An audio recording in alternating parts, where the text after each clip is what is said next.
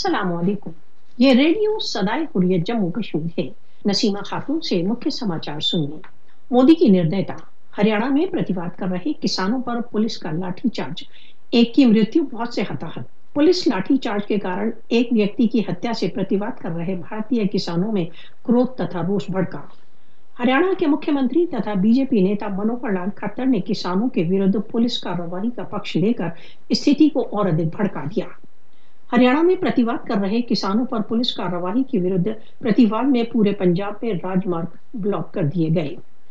करनाल, हरियाणा में किसानों पर शक्ति के प्रयोग के विरुद्ध पंजाब में प्रतिवादियों ने बीजेपी नेतृत्व की हरियाणा सरकार के पुतले जलाए। करनाल में किसानों के विरुद्ध पुलिस कार्रवाई प्रत्येक भारतीय के मूल अधिकारों पर एक आक्रमण था। पंजाब कांग्रेस अध्यक्ष नवजोत सिंह सिद्धू। नवंबर 2020 में 3 फार्म लॉस के विरुद्ध आरंभ विद्रोह में सैकड़ों किसान अपने प्राण खो चुके हैं। 40 से अधिक किसान संघों के संगठन संयुक्त किसान मोर्चा ने 3 विवादग्रस्त कृषि कानूनों के विरुद्ध अपने संघर्ष को तेज करने के लिए 25 सितंबर को देशव्यापी हड़ताल का आह्वान किया है। मोदी के कृषि सुधारों के कारण संपूर्ण भारत के किसानों की समस्याओं में वृद्धि हुई है। भारतीय किसान क्रुद्ध हैं क्योंकि मोदी की नीतियों के कारण उन्हें गंभीर समस्याओं का सामना है।